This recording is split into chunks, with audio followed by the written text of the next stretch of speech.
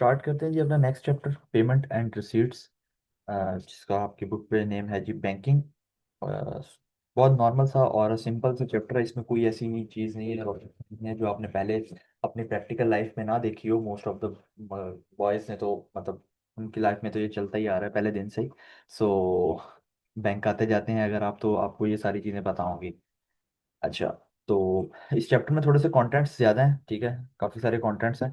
But हम एक एक करके इनको देखते हैं और ये सिंपल प्लेन रीडिंग का, और आपने बस बात समझती जानी, ठीक है। कुछ ऐसी बातें होंगी जिनकी मैं रीडिंग नहीं करूँगा, आपको सिर्फ ऑरली बता दूंगा कि ये चीज़ें ऐसी हो रही हैं, तो आपने एक बार उनको थॉरली खुद ही रीड कर लेना है। बाकी लिखा उसमें भी वही है, उस पैराग्राफ में भी जो मैं आपको बोलूँगा। सो स्टार्ट करते हैं जी एक एक करके। सबसे पहले हमारे पास चीज आती है जी customer and bank relationship. Customer और बैंक रिलेशनशिप में पहली चीज है हमारे पास रिसीवेबल एंड पेबल। अब बैंक और कस्टमर का क्या रिलेशन है कि बैंक ने उस कस्टमर को पैसे देने हैं, ठीक है, या कस्टमर ने बैंक को पैसे देने होंगे।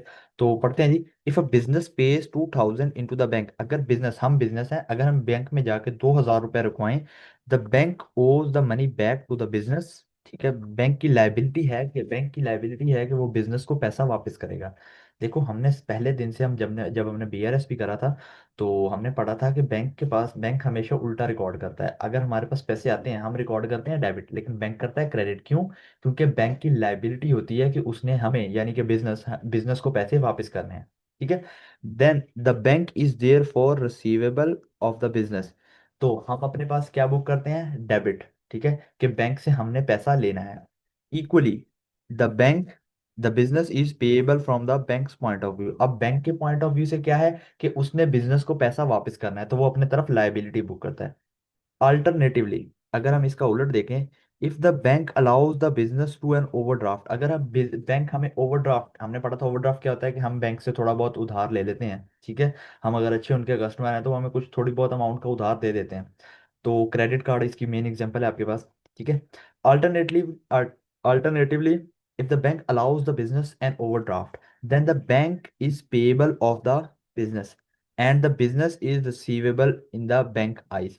अब देखो, जब बैंक हमें पैसा देगा उधार पर, तो हम अपने पास क्या बुक करेंगे? एक लाइबिलिटी बुक करेंगे कि हमने बैंक के पैसे देने हैं, ठीक है।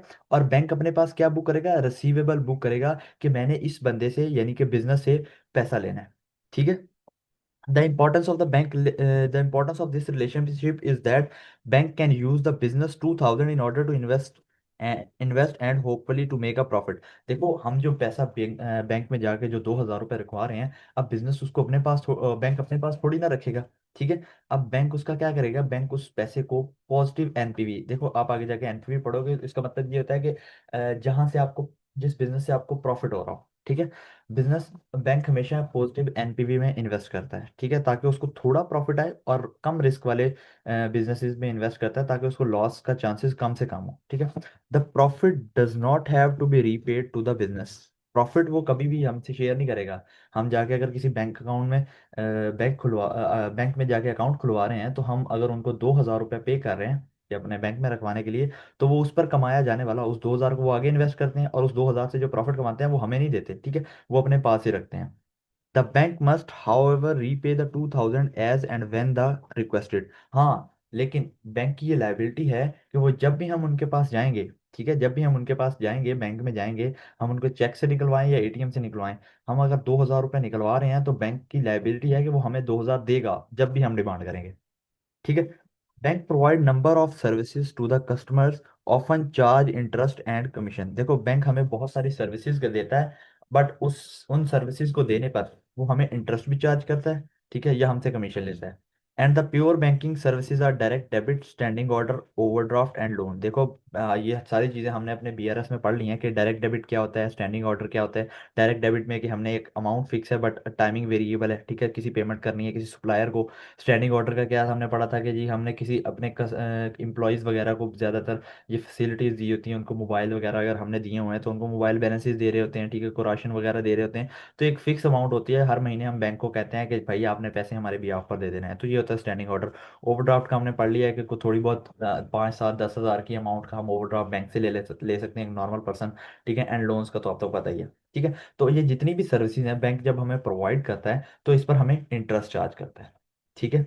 ये है जी टोटल रिसीवेबल एंड पेएबल के बैंक, हम हमारे पास अगर बैंक के पास बैलेंस आएगा, ठीक है, हम अगर बैंक में पैसा रखवाएंगे तो बैंक की क्या होगी, लायबिलिटी, और हम क्या बुक करेंगे, अपना रिसीवेबल, कि हमने बैंक से पैसा निकलवा सकते हैं, ठीक है। इसी तरह अगर हम बैंक से ओवरड्राफ्ट लेंगे तो बैंक की क्या होगी, रिसीवेबल, ठीक है, और हमारी क्या होगी, लायबिलिटी, कि हमने पैसा बैंक को देना है, ठीक है।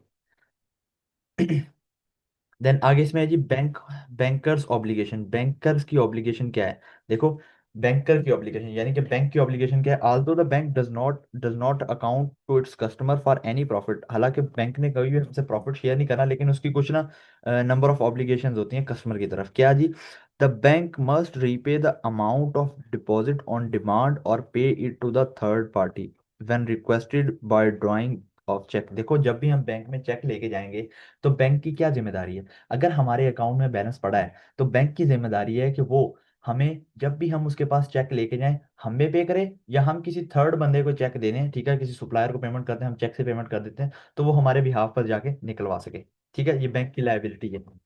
दूसरा, the banker has duty to honour customer cheque up to the amount of the bank balance and agreed overdraft provided that the cheque has been made out of correctly. देखो, अगर हमारा चेक करेक्ट बना हुआ है, अगर हमारा check correct बना हुआ है, उस पर डेट सही है, साइन सही है, ठीक है, हर बंदे का अकाउंट नंबर, हर चीज चेक पे ठीक है, तो बैंकर की ऑब्लिगेशन है, उसकी जिम्मेदारी है, उसकी ड्यूटी है कि वह जितनी अमाउंट हमारे अकाउंट में पड़ी हुई है, या अगर हमने कुछ अमाउंट ऊपर ओवरड्राफ्ट की फैसिलिटी भी ले सकते हैं बैंक से, तो उतनी अमाउंट तक वो हमें पे कर देगा, या किसी थर्ड पार्टी को जो भी पैसे लेने आएगा उसको पे कर देगा।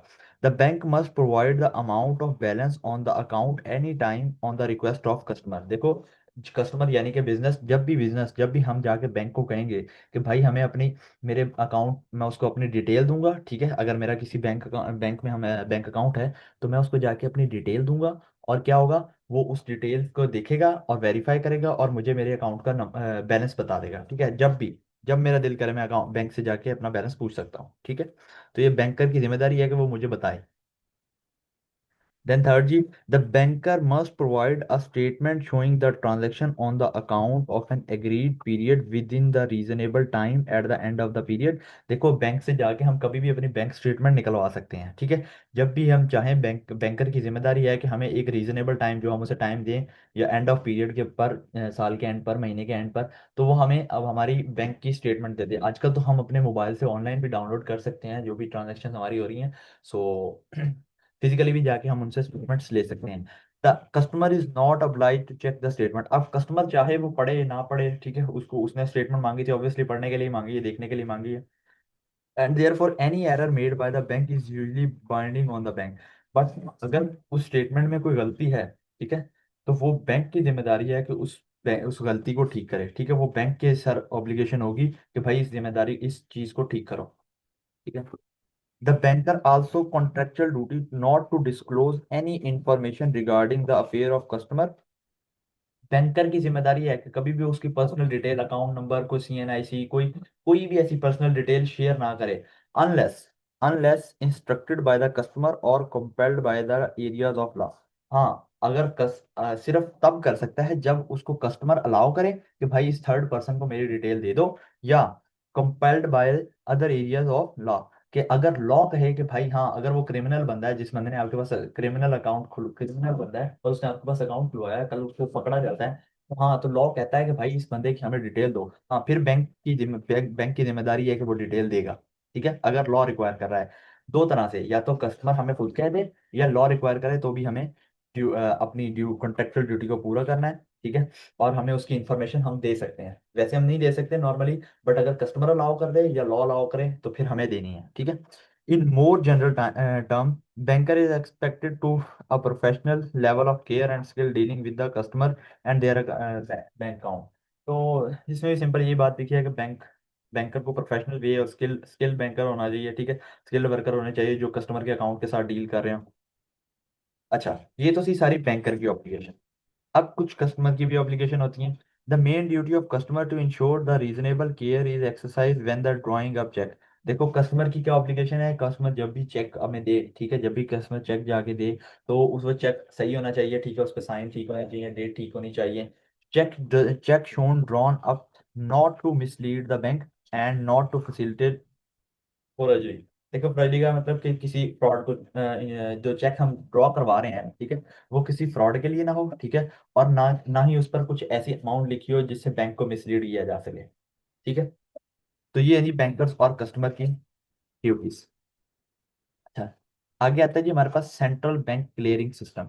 सेंट्रल बैंक क्लियरिंग सिस्टम क्या है, देखो हमने ये बीआरएस में भी पढ़ा था कि हमारे पास ना कुछ टाइमिंग डिफरेंस आता है, ठीक है। पर हम 31 जून को, 31 जून को गए हैं, ठीक है, हमने जाके एक चेक दिया है, ठीक है। अब उसको एक बैंक का चेक हम फर्ज कर, ठीक है, एचबीएल में जाके दे रहे हैं, ठीक है। वो क्लियर होने में ना 3 डेज का टाइम लगता है यूके में, और पाकिस्तान में भी तकरीबन इतना ही है, ठीक है, अगर हम यूके के हिसाब से देखें। तो जो ये 31 जून का चेक है वो कब 3 दिन बाद कब जाके क्लियर होगा, और फर्ज करो अगर उसमें संडे वनडे भी आ गया और वो लेट भी हो गया, तो 4 फेब को जाके वो चेक क्लियर हो रहा है, ठीक है। अब ये जो टाइमिंग डिफरेंस है ना, इसको कहते हैं बैंक, 3 दिन का टाइमिंग डिफरेंस आ रहा है ना, इसको कहते हैं बैंक क्लियरिंग सिस्टम, ठीक है। कि बैंक से चेक क्लियर होते होते 3 दिन लगा देता है। तो इसको पढ़ते हैं थोड़ा सा।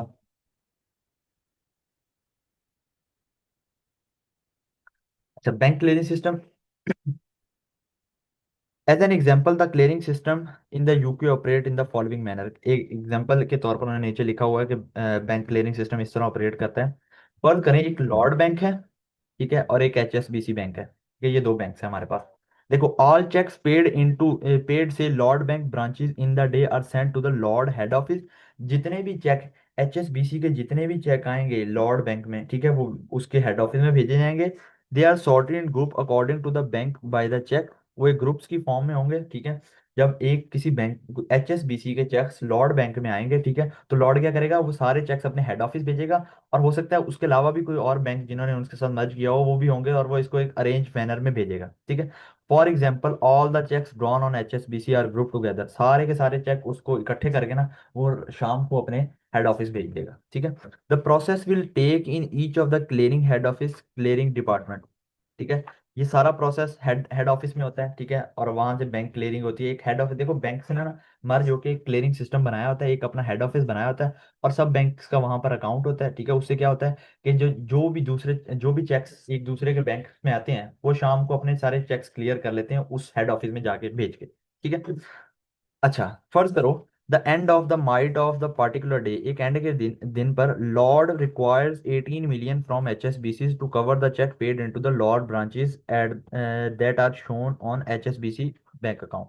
देखो फर्ज करो डे के एंड पे ना लॉर्ड ने 18 मिलियन लेने हैं, ठीक है, 18 मिलियन लेने हैं एचएसबी से, क्योंकि उसने 18 मिलियन के चेक पकड़े हैं लोगों से, ठीक है। 18 मिलियन के चेक उसने लोगों से पकड़े हैं, तो इसका मतलब है कि अब उसको 18 मिलियन पे करने हैं। तो वो एचएसबीसी के सारे चेक्स हो गए ना, वो उनको अपने हेड ऑफिस में भेजेगा और कहेगा मुझे 18 मिलियन दे दो, ठीक है, क्योंकि एचएसबीसी का वहां पे अकाउंट होगा, ठीक है। तो वहां से वो उसको क्लियर करवा देगा। बट फर्ज करो कि एचएसबीसी ने भी उस दिन उससे 24 मिलियन लेने हैं, क्योंकि उसने लॉर्ड के सारे चेक्स जो एचएसबीसी की ब्रांचेज में आए हैं वो भी पे किए हैं। अब देखो 18 मिलियन लॉर्ड ने लेने हैं, एचएसबीसी ने उससे लेने, और एचएसबीसी ने लॉर्ड से कितने लेने हैं, 24 मिलियन। तो क्या होगा जी, this is settled by Lloyds paying the difference amount of 6 million to HSBC. अब वो इस किस तरह इसको क्लियर करेंगे कि लॉर्ड जो होगा ना वो उसको 6 मिलियन और देगा, एचएसबीसी को ना सिर्फ 6 मिलियन दे देगा, और कहेगा 18 आपने मेरे देने थे, ठीक है, ये 6 और पकड़ो, तो आपके 24 क्लियर हो गए, ठीक है। तो क्लियरिंग सिस्टम में ये होता है। Each individual cheque is sent to the branch on which it has been drawn, ठीक है। जब भी चेक हम अक्सर वही इसी ब्रांचेस में लेके जाते हैं जहां से हमने ड्रॉ करना हो। If the cheque is valid and the account has sufficient fund, cheque valid और उसमें सफिशिएंट फंड हो, then the account will be debited to then the amount of cheque and the pay account is credited. देखो जब भी हम cheque bank में लेके जाते हैं तो क्या होता है जी, कि हमारे अकाउंट जिस बंदे का अकाउंट होता है, ठीक है, उस बंदे के अकाउंट से पैसे कट जाते हैं, और पे जिस बंदे को पैसे हमने भेज रहे होते हैं, ठीक है, जिस बंदे ने पैसे निकलवाने होते हैं उसका अकाउंट क्रेडिट हो जाता है, उसके पैसे अकाउंट बैंक में चले जाते हैं, ठीक है, या वो कैश निकलवा सकता है। अच्छा, cheque drawn on the other bank और building societies are dealt with the same system with which clearing system acting as an agent. देखो वो इस लाइन में वो कह रहा है कि यार बैंक एक किस्म का एजेंट काम कर रहा होता है एक दूसरे के बिहाव पर। अब लॉर्ड जो है वो एचएसबीसी के बिहाव पर एजेंट काम कर रहा होगा, वो लोगों से चेक ले लेगा और उनको पैसे देगा, ठीक है। तो वो एक किस्म का एज एन एजेंट काम कर रहा है एचएसबीसी के बिहाव पर।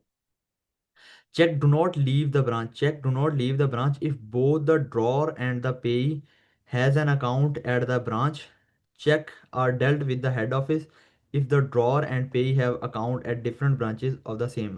देखो चेक अगर तो नॉर्मली हम लेके जाते हैं एचबीएल का चेक, एचबीएल में लेके गए, ठीक है, तो उसमें क्या होगा, आपका भी वहां पे अकाउंट है, बंदे का भी वहां पे अकाउंट है, ठीक है, एचबीएल में ही, तो आपको उसी टाइम वो क्लियर कर देते हैं। बट अगर हो सकता है कि अगर आपका वहां पर अकाउंट है और बंदे का अकाउंट नहीं है जिसके अकाउंट से निकलवा रहे हो, ठीक है, तो इससे क्या होगा, उसमें क्लियरिंग सिस्टम में टाइम लगता है और देन हम अपने चेक्स जो हेड ऑफिस को भेजते हैं और वहां से फिर वो क्लियरिंग होते होते 2-3 दिन लगा देते हैं। अब अगली लाइन में लिखा है क्लियरिंग सिस्टम में operate differently in countries outside the UK but the principle is similar. वो ये कि अगर हम यूके का सिस्टम पढ़ रहे हैं तो यूके में ये होता है, लेकिन बाकी मुल्कों में भी तकरीबन सेम प्रिंसिपल यही रूल फॉलो होता है, ठीक है।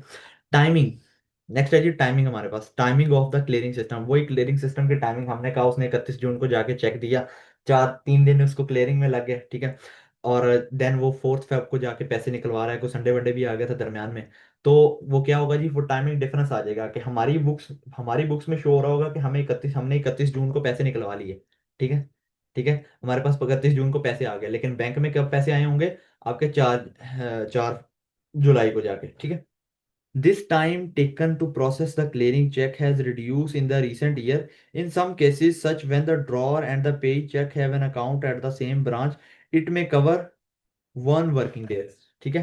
अब पहले तो ये 3 वर्किंग डेज होता था, ठीक है, बट अब हुआ क्या है, अब रिसेंट ईयर में ना ये टाइम रिड्यूस हो गया है, ये कम हो गया है, ठीक है। अब जो आपका चेक क्लियरिंग का सिस्टम का टाइमिंग, क्लियरिंग की टाइमिंग है ना, वो मैक्सिमम 1 डे होगी है, ठीक है, पहले ये 3 दिन हुआ करती थी, बट अब बैंक क्लियरिंग सिस्टम अपडेट हुआ है, ठीक है, रिसेंट ईयर में, ये मतलब आपसे ये तकरीबन 2 से 3 अटेम्प्ट या मे बी 4th अटेम्प्ट पहले तक ये 3 डेज ही था, ठीक है, बट अब ये रिड्यूस हो कितना हो गया, 1 वर्किंग डेज, ठीक हो गया। अच्छा देन डिसऑनर्ड चेक क्या होते हैं जी, डिसऑनर्ड चेक होते हैं जी, हमने ये अपने उधर बैंक बीआरएस में भी पढ़ा था, हमारे पास डिसऑनर चेक 2 तरह के होते हैं, डिसऑनर चेक रिसीव और डिसऑनर चेक पेड। देखो डिसऑनर चेक रिसीव क्या होता है और डिसऑनर चेक पेड क्या होता है, ये भी हमने वहां पे पढ़ा था। अब रिसीव का क्या मतलब है कि कस्टमर आपके पास आया, ठीक है, उसने आपको क्या कहते हैं, चेक दे दिया, ठीक है, आप गए हो बैंक, बैंक में जाके आपने पैसे चेक दे दिया, लेकिन कुछ दिन बाद आपको पता चला कि चेक बाउंस हो गया। डिसऑनर चेक का मतलब ये होता है ना, चेक बाउंस हो गया एक किस्म का, उस पर कोई अमाउंट गलत थी या उस पर कोई क्या कहते हैं डेट गलत थी, या हो सकता है उसने साइन गलत किए हुए हैं, तो किसी भी वजह से अगर कस्टमर आपको दे के जाता है चेक और आप वो बैंक में देते हो और वो डिसऑनर हो जाता है, ठीक है, और बाउंस हो जाता है, या डिसऑनर कह सकते हैं, ठीक है, तो उसे कहते हैं डिसऑनर चेक रिसीव। हाँ, अगर आप किसी सुप्लायर को पेमेंट करते हो, ठीक है, और सुप्लायर जब जाके सेम वही बात कि सुप्लायर जाके बैंक में चेक देता है और बैंक आगे से एक दिन बाद कॉल कर देता है कि ये चेक तो बाउंस हो गया, ठीक है, तो इसको कहते हैं डिसऑनर चेक पेड, ठीक है, तो इस पैराग्राफ में भी सारी चीज़ें यही लिखी हैं। सो इसको भी पढ़ने के आप एक बार इसको पढ़ रीड कर लीजिएगा, ठीक है। देन थर्ड हमारे पास आता है receipts and payment, type of receipts and payment. हमारे पास किस तरह की टाइप्स होती हैं, ठीक है, हम सब पेमेंट्स और रिसीट की, सबसे पहले हमारे पास कैश होती है, कैश हम पैसे सिक्कों में ले सकते हैं, ठीक है, नोट्स में ले सकते हैं, ठीक है। अच्छा देन हमारे पास चेक होते हैं, चेक हमने ये चेक के आपके सामने एक बना हुआ है, ठीक है, हर बंदे ने ये देखा होगा, थोड़ा सा डिफरेंट होगा क्योंकि हम पाकिस्तान में हैं और ये यूके का सिस्टम हम पढ़ रहे हैं, तो थोड़ा बहुत शायद डिफरेंस हो सकता है, बट नॉर्मली यही चीज़ें होती हैं चेक में लिखी होती हैं, ठीक है। हम इसमें पढ़ते हैं जी चेक में, इस चेक में होता क्या क्या चीज़ें हैं, ठीक है। सबसे पहले बैंक नेम एंड ब्रांच, ठीक है, ये हमसे को एमसीक्यूज में आ सकता है, वो कहते हैं चेक में क्या क्या चीज़ें होती हैं, ठीक है। बैंक नेम लिखा जाता है, ठीक है, सबसे पहले बैंक नेम हो सकता है। देन पे, द पर्सन जिसको हम पे कर रहे हैं चेक, ठीक है, ये पे के बारे में लिखा है कि इस बंदे को पे कर देना है, फलां फलां बंदे को, ठीक है। देन अमाउंट लिखी होती है कि ये अमाउंट आपने पे कर देनी है, ठीक है। देन डेट लिखी होती है कि इस डेट, ये डेट है आज, ठीक है, सॉरी, ये नीचे वाली डेट है आपके पास। And then bank sort code, कि बैंक का एक ब्रांच कोड लिखा होता है हमारे पास, जिसे हम ब्रांच कोड कहते हैं, वो होता है चेक के ऊपर। चेक नंबर होता है, ठीक है, अकाउंट होल्डर का नंबर होता है। सो और बाकी सारी साइन वगैरह होती हैं, ठीक है, ये चीज़ें उसने लिखी हैं कि बैंक जिस जो बंदा पे कर रहा है, अकाउंट होल्डर का नाम नाम होता है, सिग्नेचर होता है, अकाउंट नंबर होता है, ठीक है, चेक नंबर होता है, ये सारी चीज़ें एक चेक पर अवेलेबल होती हैं। तो ये आपने एक बार देख लेनी है, हो सकता है इसमें से आपको एमसीक्यूज आ सकता है, वो पूछ लेता है कि कौन कौन सी चीज़ें आपके बैंक आपके चेक पर होती हैं, ठीक है, और कौन कौन सी नहीं होती। सो आपको अगर ये तकरीबन 5 से 7 अगर आती होंगी, तो आपको पता चल जाएगा इजीली कि हाँ ये चीज़ें हमारी बैंक पर चेक पर होती हैं और ये चीज़ें नहीं होती, ठीक है। अच्छा, देन हमारे पास आगे होता है जी क्रॉस चेक। अब क्रॉस चेक क्या होता है, देखो कभी कभार ना हम पैसे को ट्रैवल करने के से अच्छा हम प्रेफर करते हैं कि हम किसी को चेक लिखते हैं, ठीक है, और उस चेक पर ना ऐसे दो लाइनें लगा देते हैं। ठीक है, आपने कभी शायद देखा भी हो। तो उस चेक पर ना हम ऐसे दो लाइनें लगा देते हैं। उस लाइनें लगाने का मकसद क्या होता है, उस लाइन लगाने का मकसद ये होता है कि आपने अब चेक इसको क्रॉस कर दिया है, ठीक है, चेक के ऊपर दो लाइनें लगा के चेक क्रॉस कर दिया, अब ये चेक कैश नहीं हो सकता। ठीक है, इस चेक को कैश नहीं करवाया जा सकता। हाँ, सिर्फ इस चेक का हो सकता है तो एक ही हल हो सकता है कि आप इस चेक को जाके बैंक आप बैंक में जाओ, और इस चेक से क्या होगा, आपके अकाउंट से पैसे कट जाएंगे, जिस बंदे का अकाउंट है, जिस बंदे के अकाउंट से जा रहे हैं उस बंदे के अकाउंट से पैसे कट जाएंगे, ठीक है, और अगले बंदे के अकाउंट में पैसे ट्रांसफर हो जाएंगे आफ्टर वेरिफिकेशन। ठीक है, तो कभी ऐसा नहीं होगा कि आपका चेक लॉस्ट हो जाए, क्योंकि अगर इसमें कैश करवाने की फैसिलिटी हो, ठीक है, तो जाके डायरेक्टली वो बंदा कोई और अगर ये आपका अगले बंदे से चेक लॉस्ट हो जाए तो क्या होगा, अगला बंदा जाके आपके अकाउंट से पैसे निकलवा लेगा, ठीक है, कैश करवा सकेगा। लेकिन जब हमने इसको क्रॉस कर दिया तो इसका मतलब ये है कि वो अगले बंदे को अपनी डिटेल देनी पड़ेगी, ठीक है, और सिर्फ पैसे ट्रांसफर हो सकते हैं। ठीक है, अगर वो डिटेल हमारी दे भी देगा किसी तरह, अगर जिसने चेक चोरी किया है या जो मिला है, तो लेकिन पैसे उसके अकाउंट में नहीं आएंगे, ठीक है, पैसे हमारे ही अकाउंट में आएंगे। तो क्रॉस चेक का ये मकसद होता है। ठीक है, तो इसको रीड कर लीजिएगा एक बार, कोई इसमें ऐसी कोई खास चीज़ नहीं है, ना इसमें कोई टेस्टिंग है। अच्छा, इंडोर्सिंग अ चेक। इंडोर्सिंग अ चेक का क्या मकसद है जी, सपोज ए और बी दो बंदे हैं, ठीक है, for example the B Brown has written a cheque, B ने एक चेक लिखा है पेबल टू जीएफ डन। ठीक है, एक जीएफ डन बंदा है, बी ब्राउन ने उसको चेक लिखा है $500 का। अब एंडोर्स चेक का मकसद ये होता है कि बी ब्राउन भी उस पर साइन करेगा, ठीक है, उस चेक पर बी ब्राउन खुद भी साइन करेगा जब वो देगा, और उसकी बैक साइड पर, चेक की बैक साइड पर उस बंदे को जीएफ डन जिसको पैसे मिल रहे हैं, ठीक है, तो वो भी साइन करेगा। ठीक है, इंडोर्स चेक का मतलब ये होता है। इस आगे उसने लिखा है it is endorsed by the payee, जीएफ done writing the signature on the back of the cheque, वो बैक ऑफ द चेक पे सिग्नेचर कर देगा। ठीक है, तो ये होते हैं जी बैंक चेक्स की हमने कुछ टाइप्स पढ़ ली हैं। सबसे पहले हमारे पास क्या थी जी, पेमेंट हम किस तरह कर सकते हैं, कैश से, चेक से। चेक के आगे हमने टाइप्स देखी, क्रॉस चेक होता है, ठीक है, जिस पर हमने दो लाइनें लगा के दे दी कि इससे सिर्फ पेमेंट ट्रांसफर हो सकती है, ठीक है, इससे पैसे नहीं निकलवाए जा सकेंगे। इंडोर्स चेक के दोनों बंदे साइन करेंगे, जो दे रहा है वो भी साइन करेगा, जो ले रहा है वो भी साइन करेगा।